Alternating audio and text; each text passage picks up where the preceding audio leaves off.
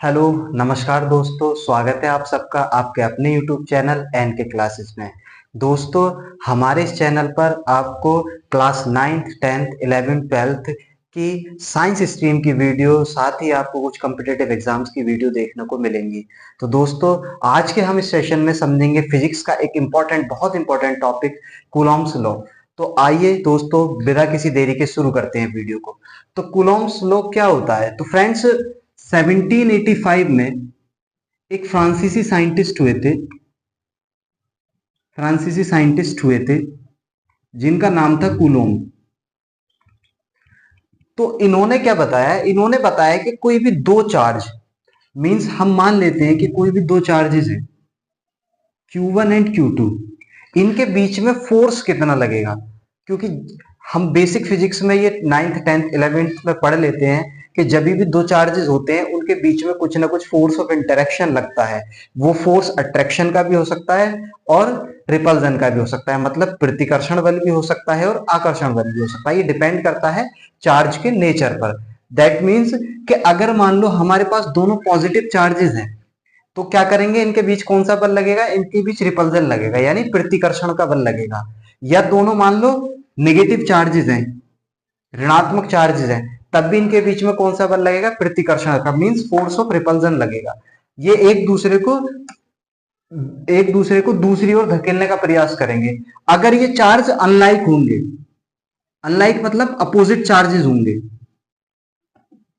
Opposite charges होंगे, जब भी कोई भी दो अपोजिट चार्ज होते हैं वो अपने आप को एक दूसरे की ओर खींचते हैं, मींस फोर्स ऑफ अट्रैक्शन, आकर्षण का बल उनके बीच में काम करता है। अगर हम यहाँ पर समझने का प्रयास करें तो यहां मान लीजिए ये पॉजिटिव चार्ज है और यहां मान लीजिए ये नेगेटिव चार्ज है, और ये दोनों चार्ज किसी भी आर डिस्टेंस की दूरी पर रखे हैं, तो इन दोनों चार्जेस के बीच में एक आकर्षण का बल कार्य करेगा, एक फोर्स ऑफ अट्रैक्शन कार्य करेगा, जो इस लाइन के अलोंग, यानी इस लाइन के और इन दोनों चार्जेस को खींचने का, आकर्षण करने का प्रयास करेगा। तो इस बल की गणना करने के लिए ही 1785 में फ्रांसीसी साइंटिस्ट कूलोम्स ने एक लॉ दिया था, जिसको हम कूलोम्स का नियम कहते हैं, कूलोम लॉ कहते हैं। तो आइए समझते हैं कि कूलोम्स का लॉ क्या होता है। चलिए,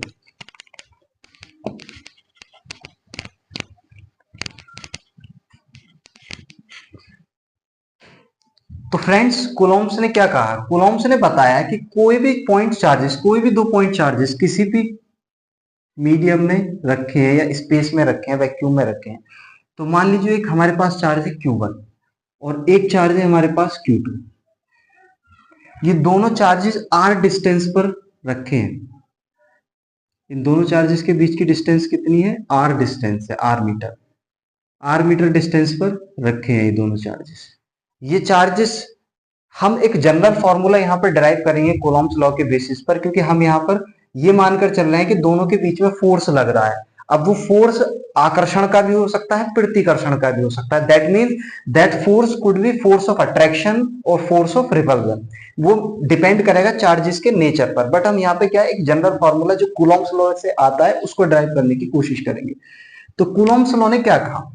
कूलॉम्स लॉ ने ये बताता है हमको, कूलॉम्स लॉ, कि the force of interaction between 2 point charges, the force of interaction between 2 point charges is directly proportional to the magnitude of product of their charges and inversely proportional to the distance of square between them। या अगर हम हिंदी में समझने का प्रयास करें तो Coulomb's ने अपने नियम के माध्यम से ये बताया कि किन्हीं भी दो आवेशों के बीच में लगने वाला आकर्षण या प्रतिकर्षण बल उन दोनों चार्जेस के मात्रक के गुणनफल के समानुपाती तथा उनके बीच की दूरी के वर्ग के व्युत्क्रमानुपाती होता है। तो कूलॉम्स लॉ की डेफिनेशन से ही हम कूलॉम्स लॉ का फॉर्मूला ड्राइव करेंगे। तो सबसे पहले हम डेफिनेशन लिख लेते हैं ताकि हमको फॉर्मूला ड्राइव करने में आसानी रहे। तो मैं डेफिनेशन यहाँ इंग्लिश में लिखूंगा, लेकिन आप उस चीज का बिल्कुल भी टेंशन न लें। यहाँ पर इंग्लिश और हिंदी हम दोनों मीडियम में पढ़ेंगे। मैं उसको हिंदी में भी डिफाइन करूंगा और इंग्लिश में भी। तो चलिए डेफिनेशन लिख लेते हैं। तो डेफिनेशन है the force of interaction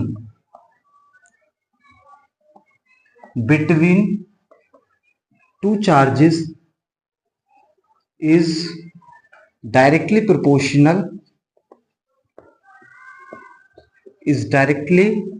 proportional to the magnitude of product of their charges, magnitude of product of the charges, and inversely proportional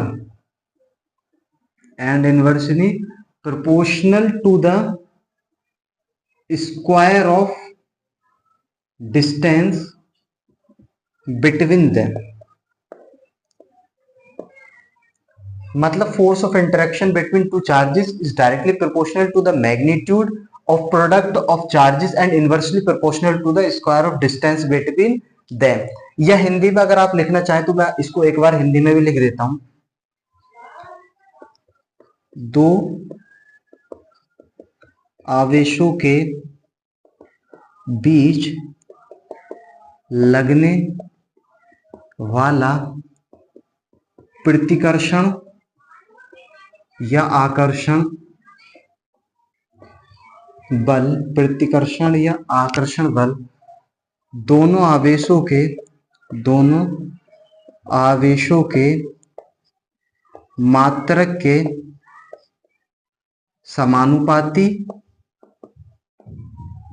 समानुपाती तथा उनके बीच की दूरी के वर्ग के व्युत्क्रमानुपाती होता है।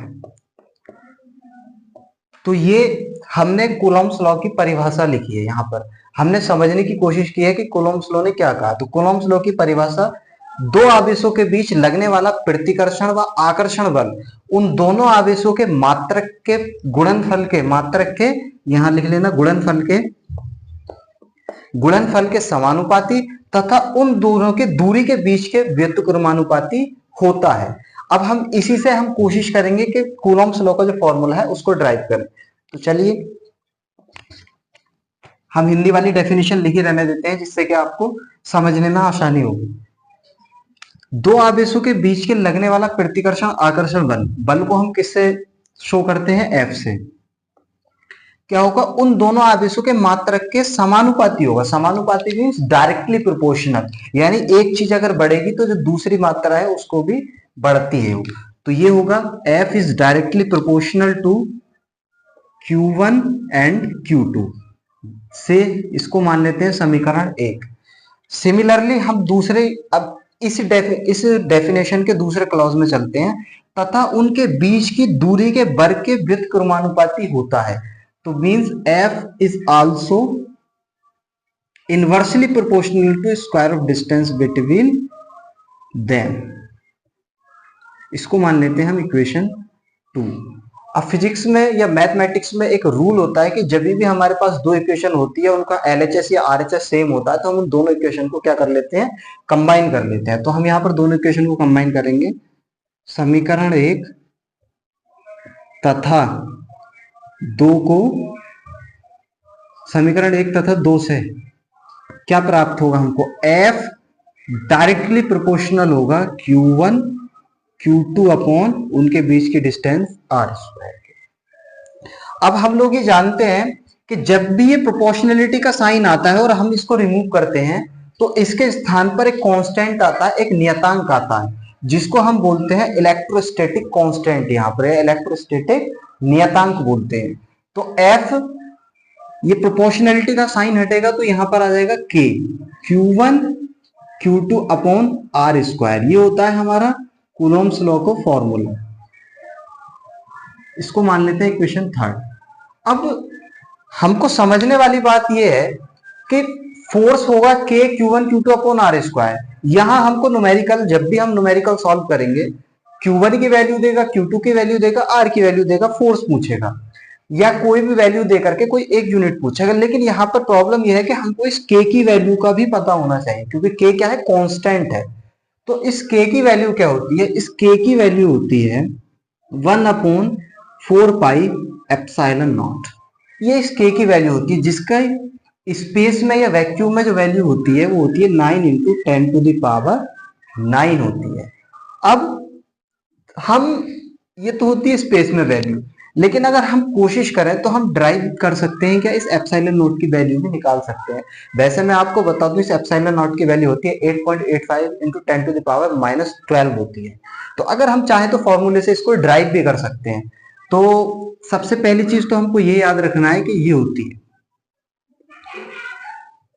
और इसका जो यूनिट होता है वो होता है newton metre square coulomb square, ये इसका यूनिट होता है। तो दोस्तों ये था कूलॉम्स लॉ। हमने आज के अपने यूट्यूब के सेशन में कोशिश की कूलॉम्स लॉ को समझने की, कूलॉम्स लॉ के फॉर्मूले को ड्राइव करने की। तो उम्मीद करते हैं आपको हमारी वीडियो पसंद आई होगी। तो दोस्तों अगर आपको हमारी वीडियो पसंद आई हो तो वीडियो को लाइक करें, चैनल को सब्सक्राइब करें, अपने दोस्तों में शेयर करें। हमारे इस चैनल पर आपको फिजिक्स के सारे टॉपिक्स की सीरीज वाइज वीडियो मिलती रहेंगी, तो प्लीज सब्सक्राइब द चैनल।